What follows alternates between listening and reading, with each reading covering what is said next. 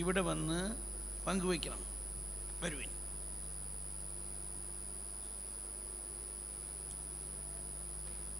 ആദ്യം നമുക്ക് കർത്താവിന് നന്ദി പറയാം. ഇന്ന് ഒരു ദിവസം കൊണ്ട് കുറേ കാര്യങ്ങൾ നമുക്ക് പഠിക്കാൻ കിട്ടിയോ? പുതിയ ഉൾക്കാഴ്ചകൾ കിട്ടിയോ? അതിനൊക്കെ ഒന്ന് നന്ദി പറഞ്ഞുകൊണ്ട് പരിശുദ്ധാത്മാവേ നന്ദി പറയ്. എല്ലാവരും ഒന്ന് സ്തുതിച്ചേ. Hallelujah, hallelujah. ഓ ദൈവമേ, ഞങ്ങൾ നന്ദി പറയുന്നു. Okay, please come. ഇനി നിങ്ങൾ വരൂ. ഇതിൽ വചനപ്രഘോഷകരായിട്ടുള്ളവർ ആദ്യം വാ. അവരൊക്കെ പറയുമ്പോഴാണ് എന്തെങ്കിലും ഒരു വെയിറ്റ് കിട്ടും. വചനപ്രഘോഷകർ അങ്ങനെ എളിമപ്പെട്ടിരിക്കാണ്ട് മറ്റുള്ളവർ പറയട്ടെ ഞങ്ങളൊക്കെ വേറെ ചാൻസ് ഉള്ളതാണെന്ന് പറഞ്ഞിരിക്കാണ്ട് വചനപ്രഘോഷകരായിട്ടുള്ള സിസ്റ്റേഴ്സ് ആരെങ്കിലും ഉണ്ടെങ്കിൽ അവർ വേഗം ആദ്യം വരും.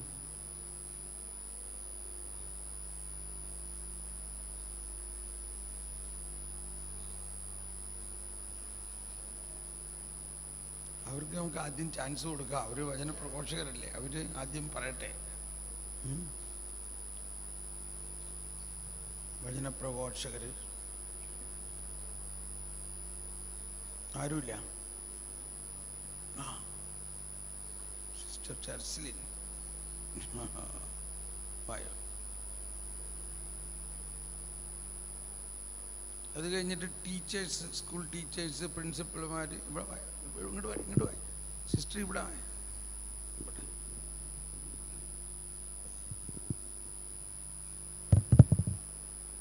തോമസ് പോളിൻ്റെ മാരി ഇവിടെ ചാടി പറയണം.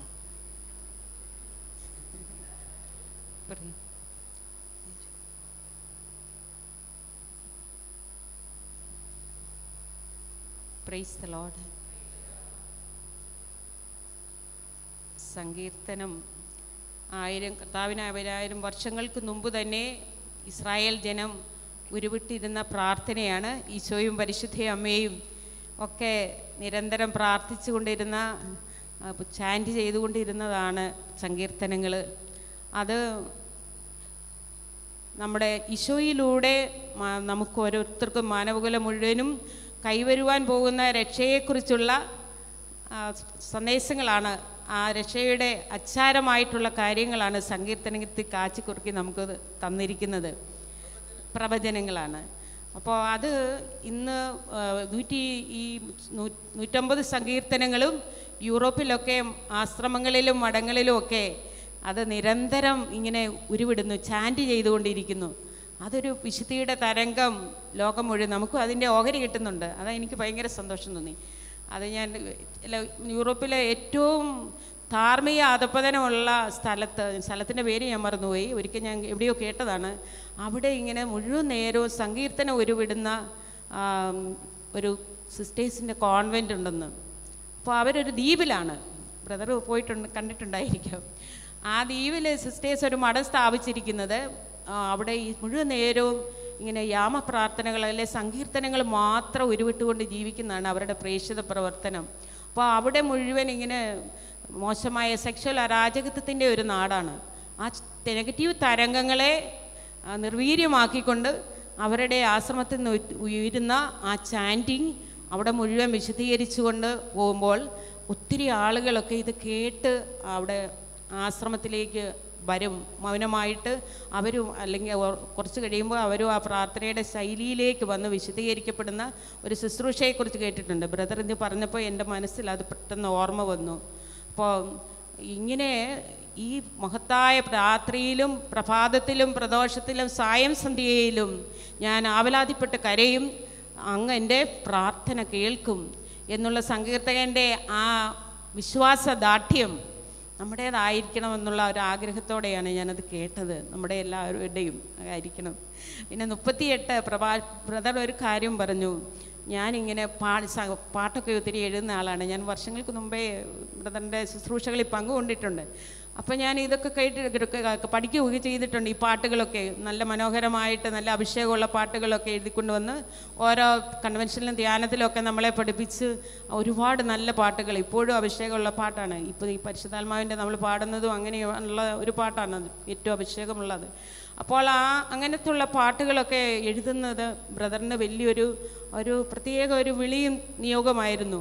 അങ്ങനെ ഒരിക്കൽ എഴുതാനായിട്ട് വളരെ ആഗ്രഹത്തോടെ പ്രാർത്ഥനാപൂർവ്വം ഇരുന്നപ്പോഴാണ് കർത്താവ് ഒരു വെളിപ്പെടുത്തൽ കൊടുത്തത്, നീ ഇനിയും പാട്ട് എഴുതണ്ട. അപ്പം പെട്ടെന്നൊരു വിഷമം തോന്നി എന്ന് പറഞ്ഞു. പക്ഷെ എന്നാലും ദൈവം പറഞ്ഞു, ഞാൻ പാടിയ പാട്ടുകളുണ്ട്, അതെനിക്ക് ഒത്തിരി സ്ട്രൈക്ക് ചെയ്തു.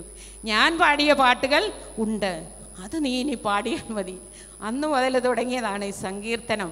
എത്ര മനോഹരമാണല്ലേ, നല്ല ക്ലാസിക്കൽ മയമായിട്ട്. എനിക്ക് ക്ലാസിക്കൽ മ്യൂസിക്കിനോട് ഭയങ്കര, വലിയ പാട്ടുകാരിയല്ല എങ്കിലും ക്ലാസിക്കൽ മ്യൂസിക് ഒത്തിരി ആസ്വദിക്കുന്ന ഒരു വ്യക്തിയാണ്. അതുകൊണ്ട് എനിക്ക് ബ്രദർ ഈ ധ്യാനത്തിൽ ഈ പാട്ടുകൾ പാടുമ്പോൾ അതെൻ്റെ ജീവിതത്തിൽ ഇങ്ങനെ തുളച്ച് കയറുന്ന പോലത്തെ ഒരു അനുഭവം ഉണ്ട്. നിങ്ങൾക്ക് തീർച്ചയായിട്ടും ഉണ്ടാവും.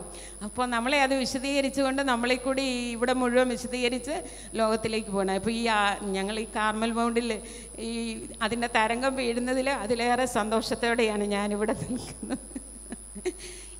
ഞങ്ങളെയും ഇവിടെ വരുന്ന ദൈവജനത്തെയും ഒക്കെ വിശദീകരിച്ചുകൊണ്ട്, ഈ ഇടവകയും നാടിനെയും ദേശത്തെയൊക്കെ വിശദീകരിച്ചുകൊണ്ട് ഈ തരംഗം ലോകം മുഴുവൻ അങ്ങ് ദിഗന്തങ്ങൾ വരെ മാറ്റിക്കൊണ്ടുകൊണ്ടിരിക്കുകയാണ് നമ്മളിവിടെ പാടുമ്പോൾ.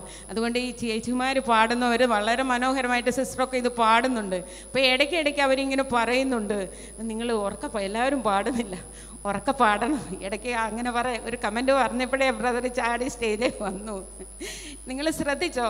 അപ്പം ബ്രദർ വന്നിട്ട് ഉറക്കെ പാടാൻ വീണ്ടും ആവശ്യപ്പെട്ടിട്ടില്ല. നമ്മുടെ മധ്യത്തിൽ കൂടി ഇങ്ങനെ നടന്നു വന്നു. അപ്പോൾ ഈശോ ഇറങ്ങി വരുന്ന പോലെ എനിക്ക് തോന്നി. ഞാൻ എക്സാജറേറ്റ് ചെയ്ത് പറയുന്നതല്ല. ബ്രദർ ഒന്നും വന്നില്ല, ഒന്നും പറയാതെ നമ്മുടെ ഇടയിൽ കൂടെ അവിടെ വരെ വന്നിട്ട് തിരിച്ചിങ്ങോട്ട് നടന്നു കഴിഞ്ഞിട്ട് കരം ഉയർത്തി നമുക്ക് വേണ്ടി, നമ്മൾക്ക് സ്വരം ഉണ്ടാകാൻ വേണ്ടി പ്രാർത്ഥിക്കുമായിരുന്നെന്ന് എനിക്ക് തോന്നി. കരം ഉയർത്തി പ്രാർത്ഥിച്ചുകൊണ്ട് വീണ്ടും ഇവിടെ വന്നിരുന്നു. സമൂഹത്തിന് ഉറക്കെ പാടി മാക്സിമം, ഇടയ്ക്ക് പഠിപ്പിച്ചപ്പോൾ ഒന്ന് പറഞ്ഞായിരുന്നു, നമ്മുടെ മാക്സിമം സ്വരമെടുത്ത് പാടാൻ ശ്രമിക്കാനൊക്കെ പറഞ്ഞു. അപ്പോൾ അങ്ങനെ അവിടെ വന്നിരുന്നുകൊണ്ട് അങ്ങനെ വീണ്ടും പ്രാർത്ഥനാമുഖമായിട്ട് കുറേ കഴിഞ്ഞപ്പോൾ നമ്മളെ എഴുന്നേൽപ്പിച്ച് അപ്പോൾ എന്താണ് ഒരു ദൈവീയ സാന്നിധ്യം, ഒരു പ്രാർത്ഥനയുടെ ജീവനുള്ള ഒരു തരംഗം നമ്മളിലേക്ക് മധ്യസ്ഥ പ്രാർത്ഥനയുടെ തരംഗം കയറ്റി വിട്ടുകൊണ്ട് കർത്താവിൻ്റെ മണവാട്ടികൾ ഉച്ചസ്വരത്തിൽ സർവ്വശക്തിയും സ്വരവും ജീവനും ഒക്കെ എടുത്ത് പാടി സങ്കീർത്തകനോടൊപ്പം നമ്മെ വിശദീകരിക്കാനും ഈ ലോകത്തിൻ്റെ കാലഘട്ടത്തെ വിശദീകരിക്കുവാനും ഒക്കെ നമ്മളെ ഉണർത്തുകയാണ്. ഇത് ദൈവത്തിൻ്റെ പദ്ധതിയാണ്. ബ്രദറിനോട് ഈ പാട്ട് പാടാനായിട്ട് മറ്റേ എഴുത്തൊക്കെ നിർത്തിയിട്ട് പാടാൻ പറഞ്ഞപ്പോൾ സ്വർഗത്തിൻ്റെ വലിയൊരു പദ്ധതിയുണ്ട്.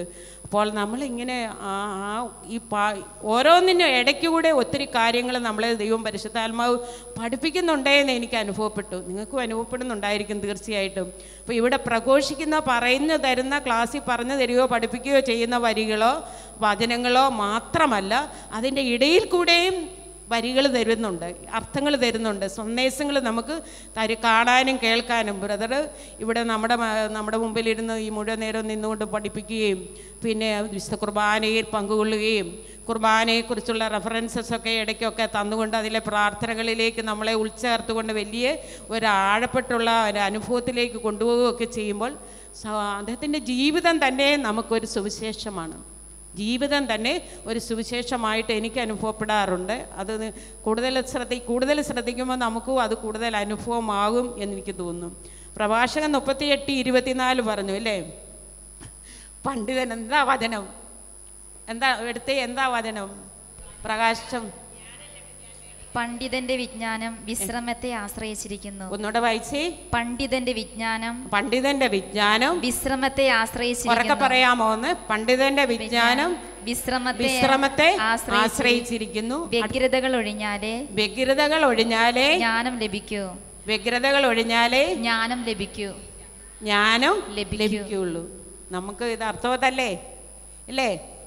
നമ്മൾക്ക് ഒരുപാട് വ്യഗ്രതയുണ്ട് അല്ലേ? ശുശ്രൂഷയുടെ വ്യഗ്രത, ജോലി വ്യഗ്രത, പഠിപ്പിക്കലിൻ്റെ വ്യഗ്രത, പല കണക്കെടുത്തിൻ്റെ വ്യഗ്രത, ഇങ്ങനെ ഒത്തിരി വ്യഗ്രതകളുണ്ട് അല്ലേ? അപ്പം വ്യഗ്രതകൾ ഒഴിഞ്ഞാലേ ജ്ഞാനം ലഭിക്കുള്ളൂ. ജ്ഞാനം ഉണ്ടെങ്കിലേ രക്ഷയുള്ളൂ. അത് എവിടെ കിട്ടിയതാണെന്നാണ് പറഞ്ഞത്? ഈ ജ്ഞാനത്തിൻ്റെ കൃപയെ എവിടെയാണ് നമുക്ക് കിട്ടിയത്? മാമോദീസായിലൂടെ ജ്ഞാനസ്നാനം ഇല്ലേ? ബ്രദർ അത് പല പ്രാവശ്യം റെഫർ ചെയ്തു. ജ്ഞാനസ്നാനം ഇല്ലേ? ജ്ഞാനത്തിന് വേണ്ടിയുള്ള സ്നാനത്തിന് നമ്മളെ മുക്കൽ നടന്നു അല്ലേ? അതിൽ കൂടി ജ്ഞാനത്തിൻ്റെ വലിയൊരു ചെപ്പ്, നമ്മുടെ ഒരു കൃപയുടെ ഒരു പെട്ടി നമുക്ക് കൃപയുടെ സമൃദ്ധിയിൽ നമ്മളിലേക്ക് നിക്ഷേപിച്ചിട്ടുണ്ട്. ജ്ഞാനത്തിൻ്റെ ചെപ്പ്. അത് തുറക്കണം. ജ്ഞാനസ്നാനത്തിലൂടെ ജ്ഞാനത്തിൻ്റെ ചെപ്പ് നമ്മളുടെ ജീവിതത്തിൽ നിറച്ചത് ഈശോ മവദീസായിലൂടെ മാത്രമല്ല, പ്രവേശന കുദാശയിലൂടെ ആരംഭിച്ച് ബ്രദർ ഇടയ്ക്ക് ക്ലാസ്സിൽ പറഞ്ഞു, മറ്റെല്ലാ കുദാശകളിലൂടെയും നമ്മുടെ ജീവിതത്തിലേക്ക് സമർത്ഥമായിട്ട് ഒഴുക്കുന്ന കൃപയുടെ സമൃദ്ധി നമ്മൾ രുചിച്ചറിയണം. കർത്താവ് എത്രയോ നല്ലവനാണെന്ന് രുചിച്ചറിയുവാൻ. വചനം ഏതാണ്? സങ്കീർത്തനം 34:8. അവിടുത്തെ മുഖത്തേക്ക് നോക്കിയവർ പ്രകാശിതരായി. അപ്പോൾ അവനെ രുചിച്ചറിഞ്ഞാൽ നമുക്ക് ആ പ്രകാശം കിട്ടും. അവൻ്റെ മുഖത്തേക്ക് അവനെ ടേസ്റ്റ് ചെയ്ത് കഴിയുമ്പോൾ കുനിഞ്ഞിരിക്കുമോ? ഇല്ല, അല്ലേ? സന്തോഷത്തോടെ അവൻ്റെ മണവാട്ടികൾ മണവാളിനെ നോക്കിയിരിക്കണം, അല്ലേ? ഭാഷയും വാക്കുമൊന്നും വേണ്ട, അല്ലേ? വാക്കുകളില്ല, ഭാഷണമില്ല, അല്ലേ? അപ്പോൾ ഒത്തിരി കാര്യങ്ങൾ അവൻ നമ്മളോട് പങ്കുവെച്ചുകൊണ്ടിരിക്കും.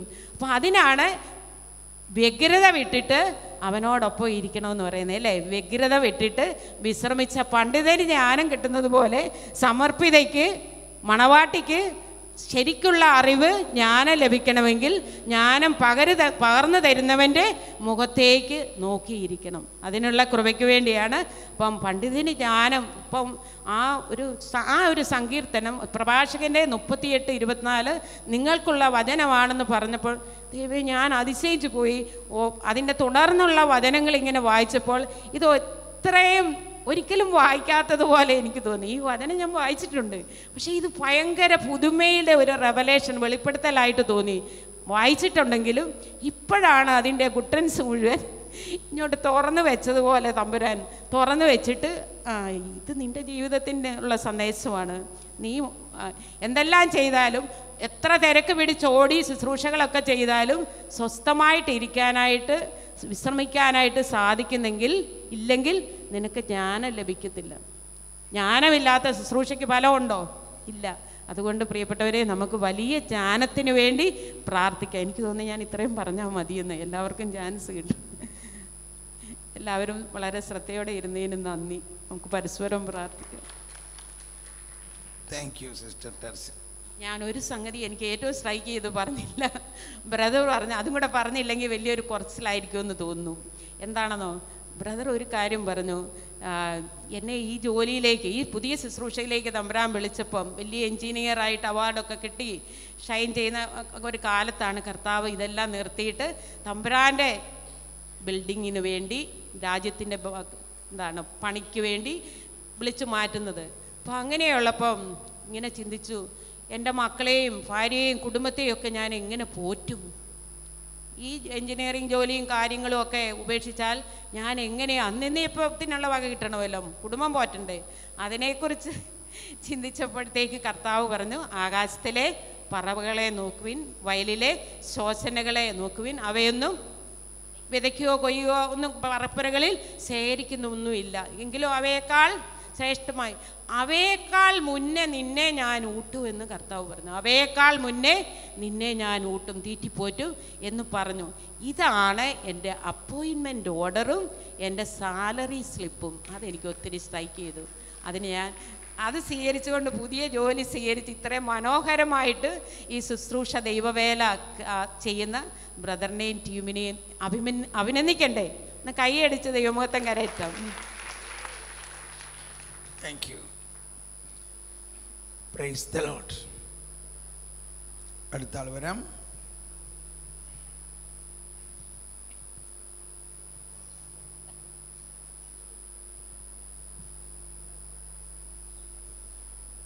Praise the Lord. Sister Teslin പറഞ്ഞ പോലെ ഞങ്ങൾ ചർച്ച ചെയ്തപ്പോഴും എല്ലാം ഞങ്ങളെ രണ്ടുപേരെയും പ്രത്യേകമായിട്ട് സ്ട്രൈക്ക് ചെയ്ത ഒരുപാട് കാര്യങ്ങൾ. അപ്പോൾ എവിടെ തുടങ്ങണമെന്ന് പോലും അറിയില്ല, അത്ര മനോഹരമായിരുന്നു. എന്നാൽ ഏറ്റവും കൂടുതൽ തന്നെ ഞങ്ങളെ രണ്ടുപേരെയും സ്ട്രൈക്ക് ചെയ്ത CCC 2560. യേശുവിന് ദാഹിക്കുന്നു. യേശുവിൻ്റെ ദാഹവും നമ്മുടെ ദാഹവും തമ്മിലുള്ള സമാഗമമാണ് പ്രാർത്ഥന. അത് ഒരുപാട് ഞങ്ങളെ സ്ട്രൈക്ക് ചെയ്യുകയുണ്ടായി. യേശുവിൻ്റെ ദാഹവും നമ്മുടെ ദാഹവും തമ്മിലുള്ള സമാഗമം എത്ര മനോഹരമായ ഒരു ചിന്തയാണ്. യേശുവാണ് ആദ്യം പ്രാർത്ഥനയ്ക്ക് മുൻകൈ എടുക്കുന്നത് എന്ന് പറഞ്ഞു തന്നതിൻ്റെ തുടർച്ചയായിട്ട് അത് പറഞ്ഞപ്പോഴേക്ക് നമ്മൾ എവിടെയാണ് നിൽക്കുന്നത്, നമ്മൾ എന്തുമാത്രം ഇനി ചെയ്യാനുണ്ട് എന്നെല്ലാമുള്ള ഒരു ആത്മപരിശോധനയും കൂടി അവിടെ നടക്കുകയുണ്ടായി. പിന്നെ പരിശുദ്ധ അമ്മയിൽ നിന്നാണ് കോൺസെക്രേറ്റഡ് ലൈഫ് ആരംഭിക്കുന്നത്. അങ്ങനെ പറഞ്ഞാൽ തീരാത്ത വിധത്തിൽ.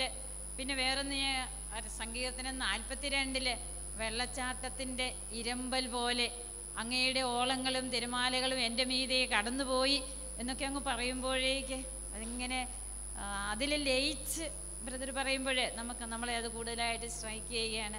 ഇതൊക്കെ ചെറുപ്പത്തിൽ ഇങ്ങനെ വായിച്ചിട്ടുണ്ടെങ്കിലും അല്ലെങ്കിൽ പ്രായമായപ്പോൾ വായിക്കുമ്പോഴും എല്ലാം എന്താണ് ഈ വെള്ളച്ചാട്ടത്തിൻ്റെ ഇരമ്പലൊന്നും ആശയം കിട്ടിയിട്ടില്ലായിരുന്നു. പക്ഷെ ഇപ്പോഴാണ് മനസ്സിലാകുന്നത് അതിൻ്റെ ആഴം എന്തുമാത്രം മനോഹരമാണ്.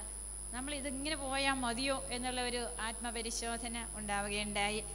പിന്നെ പ്രാർത്ഥനയെക്കുറിച്ച് എപ്പോഴാണ്, എങ്ങനെയാണ്, ആരോടാണ്, മത്തായിയുടെ സുവിശേഷം 6-ാം അധ്യായം 6-ാം തിരുവചനം, അതൊന്നും പ്രാർത്ഥനയെക്കുറിച്ചുള്ള അധ്യായമാണെന്നറിയാം. ഒരുപക്ഷെ നമ്മളൊക്കെ ഓരോ സംഗതികളിൽ ഓരോ കാര്യത്ത് ആളുകളോട് പറഞ്ഞു കൊടുക്കുന്നുണ്ട്. പക്ഷേ അതിനേക്കാൾ വേറെ ഒരുപാട് കൃപയുടെ ഒരു നിറവ്, അതുപോലെ തന്നെ കൃപയെ കുറിച്ച് പറഞ്ഞതും ദൈവത്തിൻ്റെ ദൈവിക ജീവൻ നമ്മുടെ യാതൊരു യോഗ്യതയും കൂടെ മാനുഷികതയിലേക്ക് ഇങ്ങനെ വന്നിറങ്ങുന്നത്, അത് കയ്യൊക്കെ ഇങ്ങനെ കാണിച്ചങ്ങ് പറയുമ്പോഴേക്ക് ഇനി അത് ജീവിതത്തിൽ മറന്നു പോകില്ല. അപ്പം നമുക്ക് ദൈവത്തിൻ്റെ കൃപ യാതൊരു യോഗ്യതയും ഇല്ലാത്ത അപര്യാപ്തതകളുടെ ആകത്തുകയായ നമ്മളിലേക്ക് ഇറങ്ങി വന്നിട്ട് നമ്മളെ ദൈവീവൽക്കരിക്കുന്ന ആ പ്രക്രിയയാണ് ദൈവത്തിൻ്റെ കൃപ എന്നുള്ളതൊക്കെ ഒരുപാട് മനോഹരമായിരിക്കുന്നു. പിന്നെയും ഒരുപാട് കാര്യങ്ങൾ ഞങ്ങൾ ഷെയർ ചെയ്തായിരുന്നു. പിന്നെയും അവസരം കൊടുക്കുന്നുണ്ട്. കൈയടിച്ച് കർത്താവിന് നന്ദി പറയാം. Next please.